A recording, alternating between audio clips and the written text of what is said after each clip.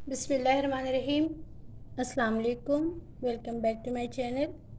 जी दोस्तों, एक बहुत ही खूबसूरत सी चंकी और बहुत ही इस तरह की लुक लाई हूँ जो बच्चियों को, टीनेजर बच्चियों को भी पसंद आएगी। और आपके घर में अगर कोई ऐसी फंक्शन है, पार्टी है, तो उसमें ये फ़ंकी लुक बहुत प्यारा लगेगा। चलिए स्टार्ट करती हूँ। तो सबसे पहले मैं अपनी क्रीज एरिया पे बिल्कुल लाइट पिंक शेड अप्लाई कर रही हूँ। इसके बाद में हाँ जी, इसके बाद में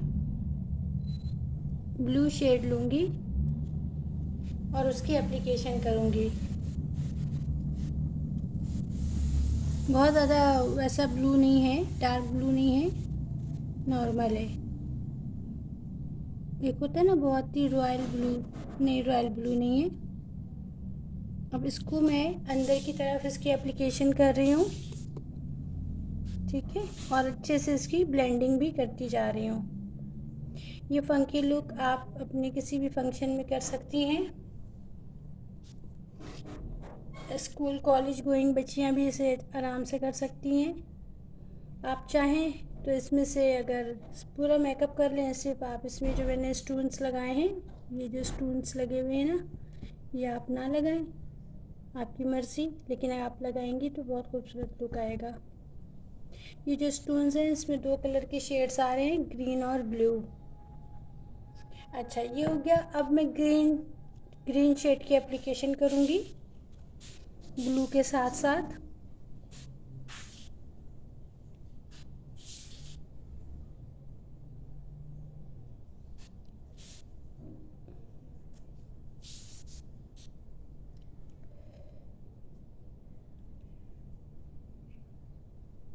इस तरह से अच्छे से पहले शेड को डिपॉजिट करूँगी, उसके बाद इसकी ब्लेंडिंग करती जाऊँगी हल्के हाथों से।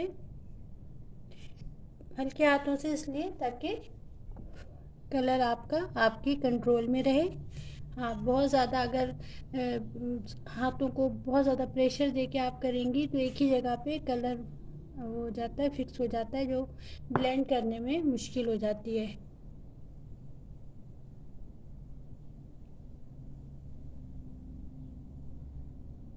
ठीक है, अब मैं ब्लू कलर को फिंगर की टिप से लगा रही हूँ दोबारा।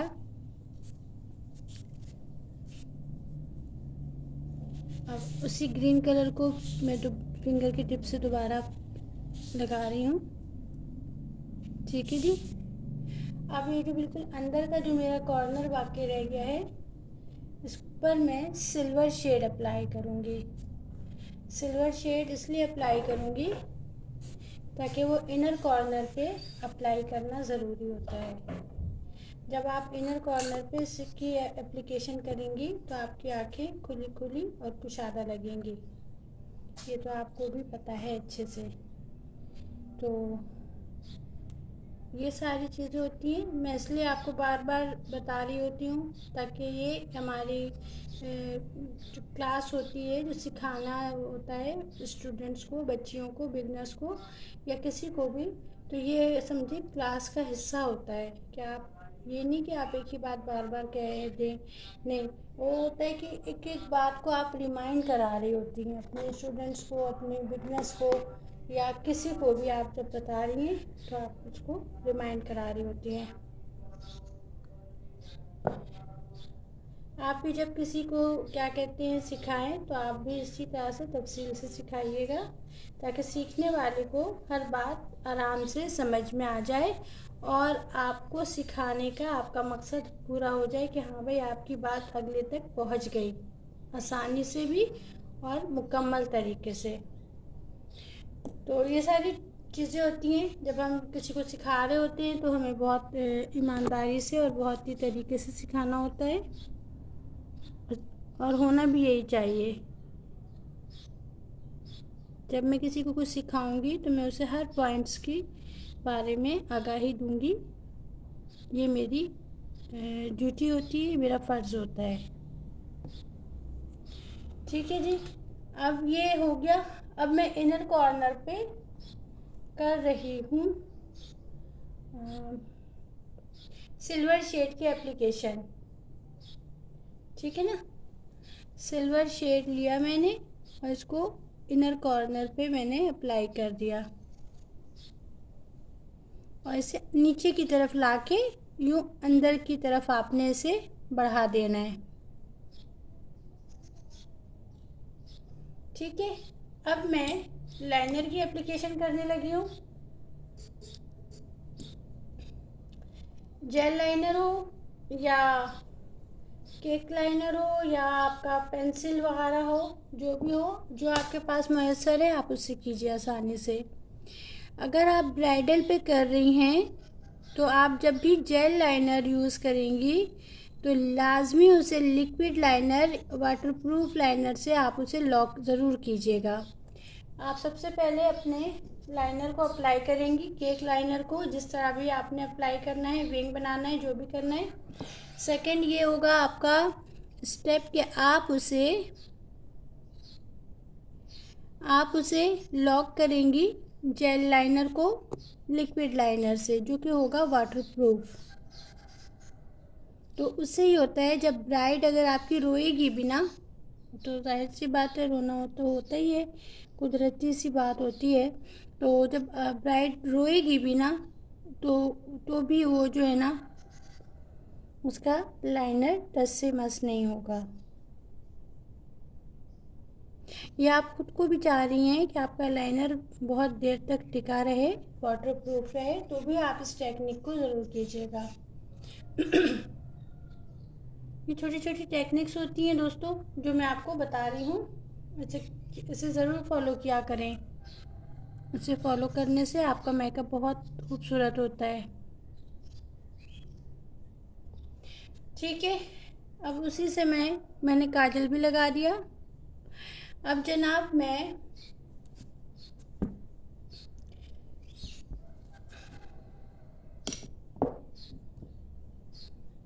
उसी पिंक शेड को दोबारा से मैं क्रीज एरिया पे लगा रही हूँ। अब मैं इसमें अप्लाई करूँगी ये पहले मैं लैशेस अप्लाई कर दूँ। लैशेस की एप्लीकेशन आपको पता है बहुत ज़रूरी है।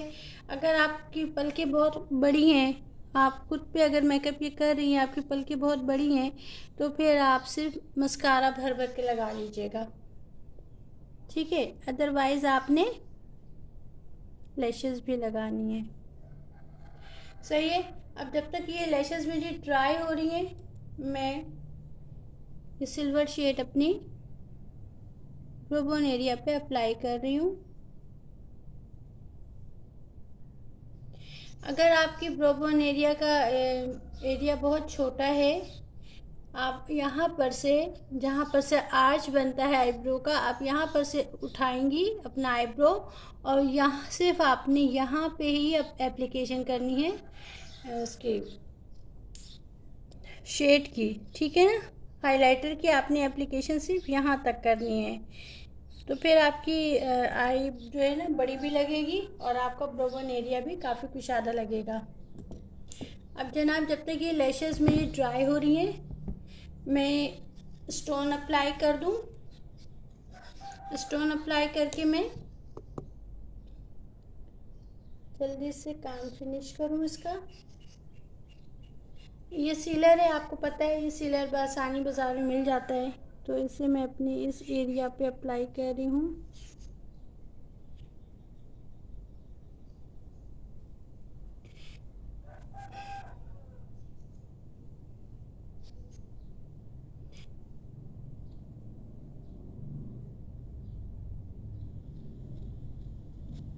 ठीक है, ये मैंने कर दी इसकी एप्लीकेशन।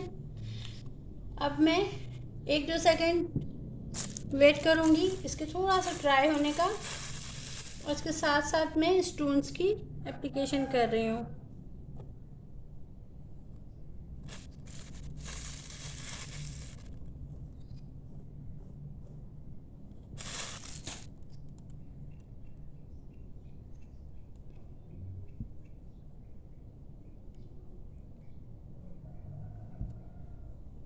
छोटे छोटे स्टोन्स ले रही हूँ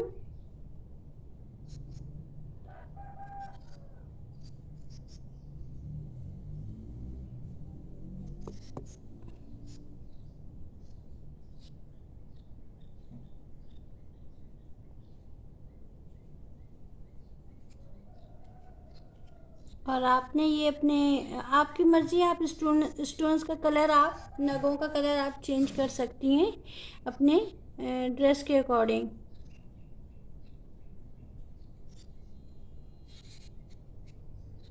ठीक है, ये स्टोन्स हम पहले लगा लेंगे, बाकी का काम बाद में करेंगे ताकि ये चिपक जाएं। इनको चिपकने में थोड़ा सा टाइम लगता है।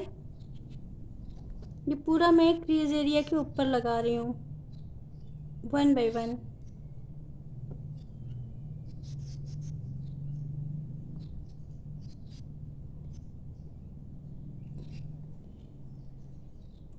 स्टार्स भी लगा सकती हैं आप।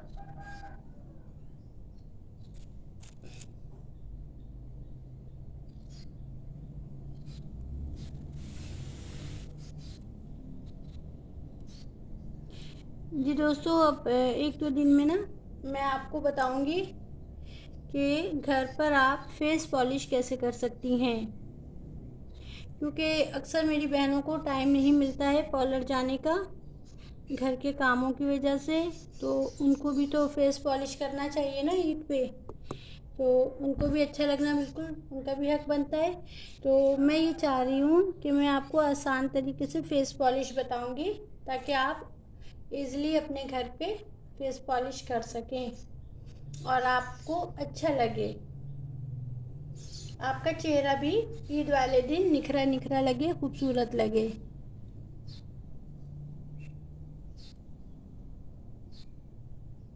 ठीक है,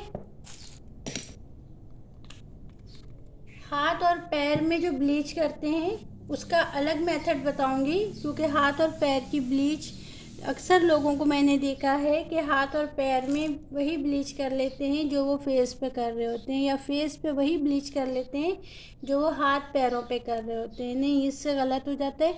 चेहरे की स्किन पे आप किसी किस्म का कोई तजुर्बा ना किया करें, बहुत ज़्यादा ही एहतियात से अपने चेहरे पे लगाया करें। तो अक्सर मैं देखती हूँ ख़वातीन को और बच्चियों को, तो वही वाली क्रीम। अच्छा, एक तो होता है जनाब आजकल बड़ा 20 रुपए वाली 10 रुपए वाली ब्लीच क्रीम का है फैशन, तो आप ज़रूर लगाएं वो, लेकिन एहतियात ये कीजिएगा कि उस ब्लीच को अपने फेस पे मत लगाएं, क्योंकि ये बात मैं आपको इसलिए कह रही हूँ कि मैंने देखा है लोगों को, वो ब्लीच यूज़ करती हैं फेस पे, और उनके फेस पे जो बाल जो होते हैं ना, फेशियल हेयर, वो बहुत जल्दी ग्रोथ करने लगते हैं। वो समझती हैं भाई क्या हो गया, पता नहीं क्या वजह हो गई, मेरे बाल चेहरे पे इतने क्यों निकल रहे हैं, लेकिन उनको ये समझ नहीं आता कि इनकी ज़रा सी लापरवाही से इनका ये हाल हुआ है। क्योंकि हम जो 20 रुपए वाले साशे जो यूज़ कर रहे होते हैं अपने हाथ पैर पे, वो हाथ पैर के लिए बेस्ट है, मगर आपके फेस के लिए वो बहुत ही नामुनासिब है, क्योंकि जनाब वो आपके फेशियल हेयर को बढ़ा देती है, उनकी ग्रोथ ज़्यादा कर देती है। तो आप लोग एहतियात क्या करें। अच्छा, अब मैं यही सीलर लेके थोड़ा सा अपनी आईलिड पे भी अप्लाई कर रही हूँ। इसकी रीज़न ये है कि मैं यहाँ पे यूज़ करने वाली हूँ ग्लिटर।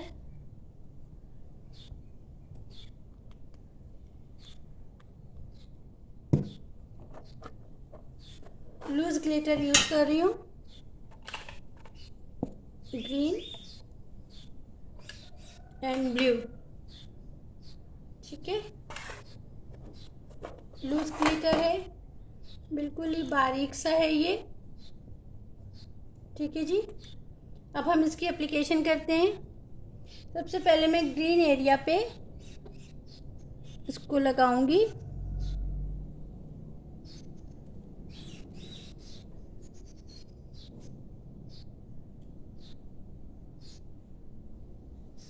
थोड़ा सा झाड़ देंगे इसे,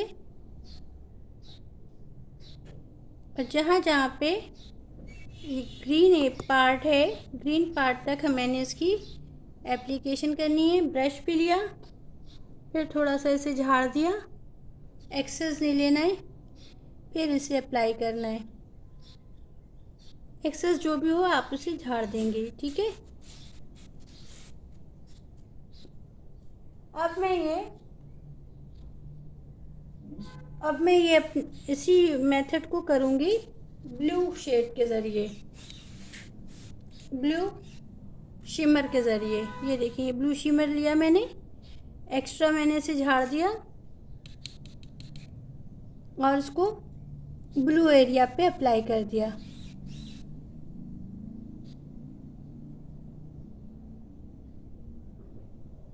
चूँकि ये फंकी लुक है, लिहाजा इस पर मैंने स्टोन्स भी लगाए हैं और इस पर मैंने ग्लिटर की भी एप्लीकेशन की है। आप भी सेम इसी तरह से कीजिएगा तो आपको बहुत अच्छा लगेगा।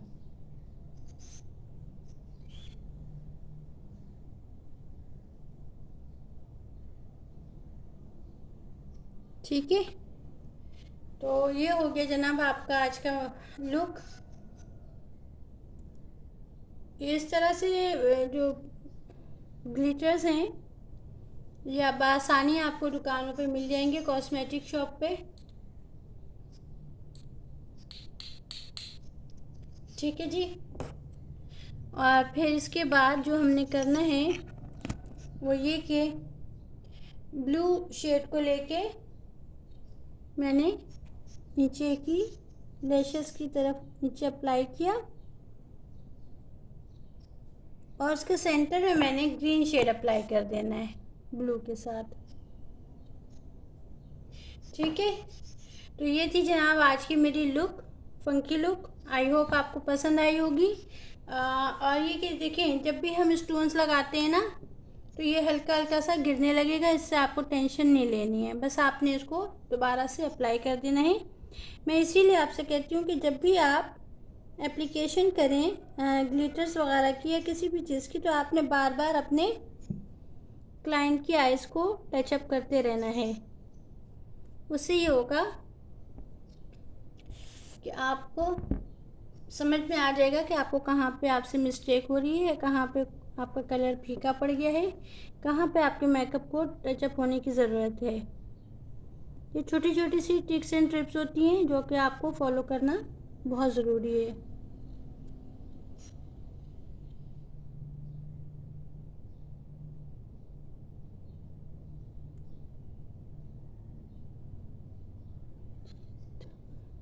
ठीक है जी, इस तरह से मैंने देख लिया कि ये स्टोन्स गिर रहे हैं तो मैंने इसे दोबारा से रीअप्लाई किया। आपने भी परेशान नहीं होना है, दोबारा से इसे रीअप्लाई कर देना है।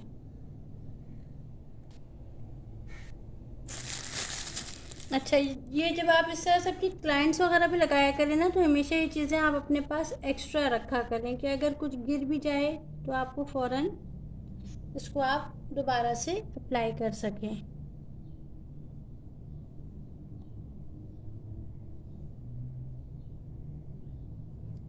सही है जी। अब इसे थोड़ा सा ड्राई होने देते हैं। तो ये थी मेरी आज की लुक। आई होप आपको पसंद आई होगी। पसंद आए तो प्लीज़ लाइक शेयर करें। आप किस तरह का मज़ीद मेकअप देखना चाहती हैं आप ये भी मुझे बता दें, और अपनी कोई फरमाइश हो तो बताएं ताकि मैं वही लुक क्रिएट करूं आपके लिए। तो ये थी मेरी आज की फ़ाइनल लुक। आई होप आपको पसंद आई होगी। पसंद आए तो लाइक शेयर करें। अपना बहुत ख्याल रखें। अल्लाह हाफ़िज़ एंड टेक केयर।